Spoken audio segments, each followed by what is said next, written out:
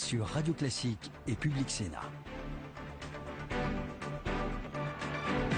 Voilà, Louis Alliot, examinons avec Michael Zamès. Michael, salut, les objectifs de la journée. Est-ce que c'est vrai que l'objectif non avoué du Front National, en tout cas pour cette journée du 1er mai, c'est de rassembler plus de gens que les syndicats qui, eux, défilent dispersés, oui ou non?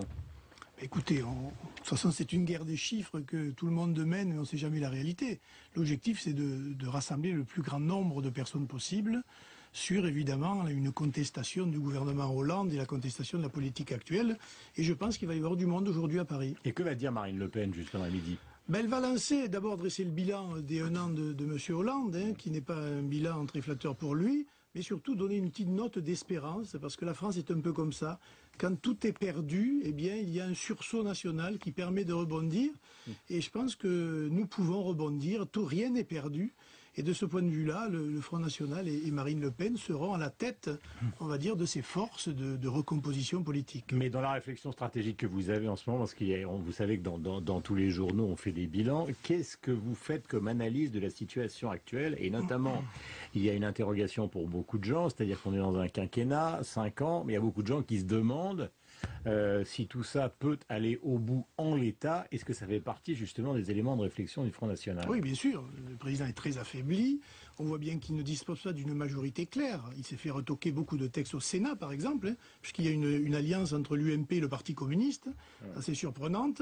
On voit bien que les députés renaclent un certain nombre de textes, et on verra d'ailleurs le texte sur comment s'appelle-t-il, sur les violences syndicales et l'amnistie des violences syndicales. Et de ce point de vue-là, il est fragilisé, sans parler de sa politique, mais je pense qu'on ne pouvait pas attendre autre chose de cela parce qu'il ne peut pas. Et je pense que les Français se rendent compte tous les jours un peu plus qu'on élit un président de la République au suffrage universel direct, qu'on élit 577 députés, mais qu'en fait, ces gens-là n'ont pas le pouvoir. La meilleure preuve, c'est que quand François Hollande veut quelque chose ou tente de faire quelque chose... Une interruption, une dissolution, un changement de majorité? Parce que lui, il a l'air extrêmement tranquille dans toutes les interventions qu'il a fait. Je pense que si nous continuons, et je pense que ça va continuer sur cette pente, à un moment donné, il sera obligé de revenir devant le peuple et en tout cas de mettre sa majorité. C'est quoi, dissolution? Jean-Marie Le Pen, il le dit. Oui, je pense que c'est sa seule solution. Il y aura peut-être un remaniement à la rentrée, on n'en sait rien, mais je pense que après les élections... Il fera la même erreur que Jacques Chirac, vous imaginez ça? Mais c'est pas une erreur. Jacques Chirac a fait une erreur avec M. Villepin d'ailleurs à l'époque, mais... 97. À un moment où il n'y avait aucune matière à dissoudre. Là, si vous voulez, déjà au bout d'1 an, les gens se demandent s'il va tenir 5 ans. Donc je pense qu'après les élections municipales et européennes, la question se posera.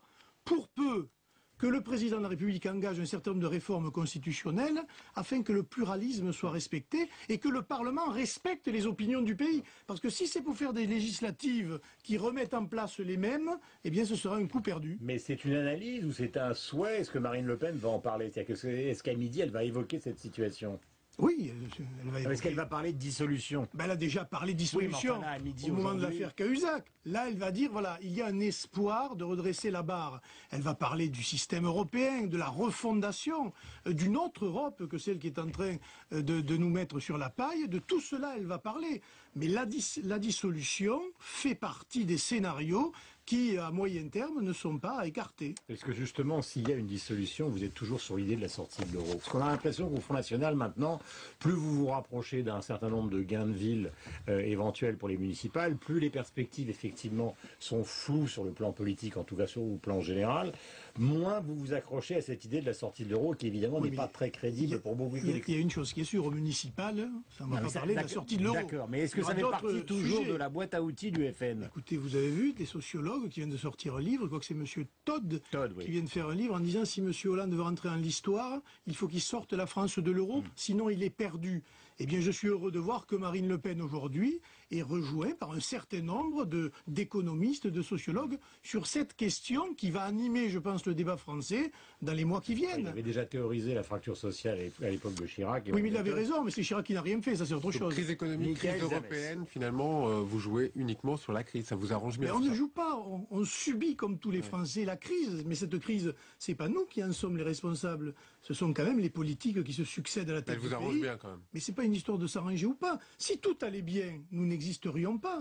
Le Front National est aujourd'hui une force qui conteste ce système parce que ce système est mauvais. La gauche et la droite ont gouverné alternativement. Elles sont en train ou elles ont échoué. Eh bien, je pense qu'il est temps que les Français se tournent vers une autre force politique qui est en train de grandir, qui est en train de se former et qui est en train d'occuper tous les terrains de l'activité politique. Est-ce qu'on peut dire que c'est une nouvelle stratégie du Front National? Parce qu'on sait que les historiques du Front National contestent un petit peu la stratégie qui est en train de mener Marine Le Pen. Oui, écoutez, enfin, les historiques, il faudra que vous me donniez les noms, parce que j'en connais, à part Jean-Marie Le Pen, si vous voulez, qui ne conteste pas, je ne vois pas qui est historique ou pas historique. Je pense que Marine Le Pen a été élue par 68% des électeurs, des adhérents, pardon, du Front National, qu'elle est dans toute sa légitimité et qu'elle est suivie par l'ensemble du mouvement. Alors il peut y avoir ici ou là des gens qui ne sont pas contents, mais sa stratégie est la bonne. Elle a dépassé le score de son père à l'élection présidentielle. Pour la première fois de son existence, le Front National a plus de 65 000 adhérents. Et on voit dans toutes les enquêtes d'opinion des perspectives d'avenir et de progression qui n'ont jamais existé. Donc pourquoi voulez-vous que nous changions la stratégie aujourd'hui? Non, mais visiblement sur l'absence de Marine Le Pen au cœur du débat sur le mariage, sur les Roms, par exemple, le jour où on parle des chiffres de l'emploi, elle va parler des Roms. Visiblement, on n'est pas vraiment d'accord au sein du Front National sur cette stratégie. Ça, c'est toujours le syndrome des anonymes. D'ailleurs, ceux qui critiquent ne donnent jamais leur nom. Oui. Il est évident que sur le mariage pour tous et les manifestations, il fallait parler à plusieurs France. Le Front National n'a pas été absent de ces manifestations ni du débat. Ces deux députés sont intervenus à l'Assemblée nationale contre ce mariage en faveur des homosexuels, mais Marine Le Pen a une posture d'un chef de la Ve République au-dessus des partis, qui n'a pas à se mêler qu'on pourrait dire des disputes de cours de récréation que se mènent à l'UMP ou le Parti socialiste. Vous laissez à l'UMP, alors les disputes, vous les laissez à la droite. Ils sont ridicules, si vous voulez. Ils ne peuvent pas à la fois être dans la rue et contester ce mariage et avoir été au pouvoir sans avoir rien fait pour les valeurs familiales. On ne peut pas être dans la rue comme a été M. Copé et puis avoir les sénateurs UMP voter le projet de loi gouvernemental. Ils sont dans la duplicité, dans l'hypocrisie, et je pense que les Français le voient. Municipal, combien de villes? Je ne suis pas Madame Soleil. Oui, enfin, vous réfléchissez. Oui, d'accord, le maximum. Je sais que je n'interroge pas Madame Soleil ce matin. Le maximum de villes. Mais d'accord, mais il y a une stratégie précise. Oui, mais on ne sait pas, parce que vous savez bien que les municipales, c'est très difficile, le contexte est très local, il peut y avoir des alliances de circonstances dans certaines municipalités, la taille de la ville est importante, vous ne faites pas les mêmes campagnes dans une ville de 10, 20 000 ou plus de 100 000 habitants, donc je pense que le Front National aura des municipalités, je pense qu'il entrera... 3, 4, l'objectif. 5, dit Marion Maréchal Le Pen. L'objectif serait de dépasser les 4 municipalités que nous avons eues en 1995. Ce serait déjà quelque chose de bien. Louis Alliot, donc en direct avec nous, nous sommes avec Michael Zamès, donc sur Radio Classique et Public Sénat. L'affaire Guéant, s'il y a une affaire, évidemment, il le nie. Il a donné une dizaine d'interviews, dont hier soir sur France 2. Est-ce que vous êtes convaincu par les explications qu'il donne? Non.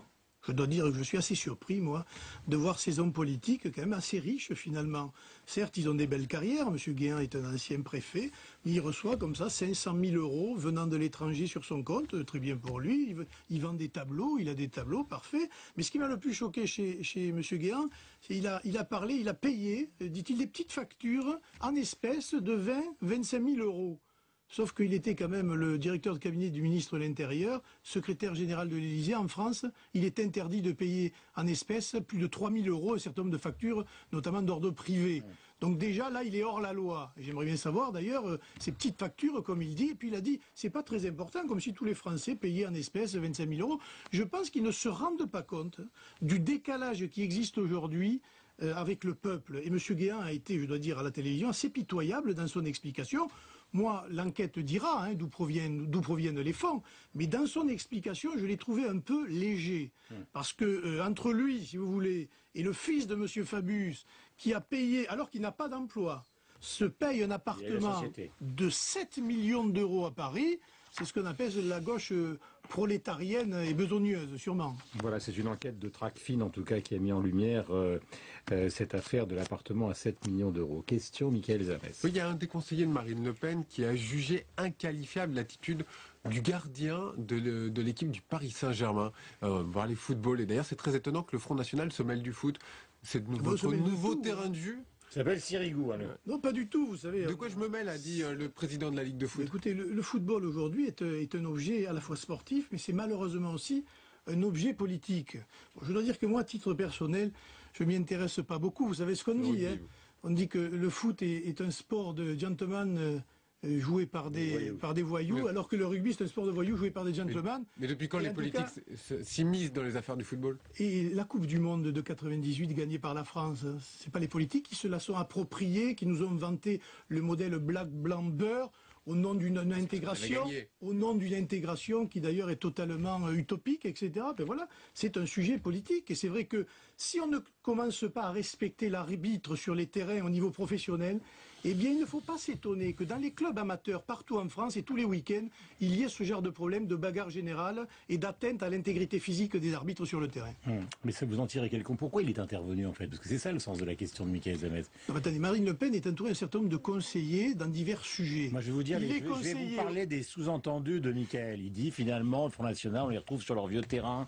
Il y a l'argent du Qatar, le Qatar, ils viennent du Moyen-Orient, donc c'est encore une des phobies du Front National. Mais ça c'est encore autre chose. L'argent qui est mis, j'explique, regardez. Les investissements qui sont mis dans le Qatar, que nous avons dénoncés. Quand il y a des incidents à Montpellier ou entre Troyes et Reims, on ne vous a pas beaucoup entendu. Je pense qu'il ne faut pas le mettre sur ce plan-là, il faut le mettre sur le respect des règles et de l'arbitre. Encore une fois, ce sont des exemples pour la nation, les sportifs. Et quand ils manquent à leur devoir, en quelque sorte, eh bien je pense que ça touche l'ensemble de la jeunesse française. Michael. Il y a un rapport américain qui parle des libertés religieuses et qui nous épingle, nous, la France, en disant que notre laïcité est trop agressive et que ça empêche finalement toute liberté et c'est une sorte de discrimination. Qu'est-ce que vous en pensez? Je pense qu'ils devraient s'occuper de leurs affaires et commencer par regarder à Guantanamo ce qu'ils font. Et une fois qu'ils ont regardé la manière dont ils gèrent eux leurs problèmes, ils pourront s'occuper du problème des autres. Parce que je pense que la laïcité à la française est aujourd'hui un bouclier contre un certain nombre d'extrémismes qui s'expriment, et notamment l'extrémisme islamique, dont on voit aujourd'hui des conséquences absolument incroyables. La preuve, on vient d'arrêter un djihadiste français. La loi sur le voile. Oh, oui, non, d'accord, mais...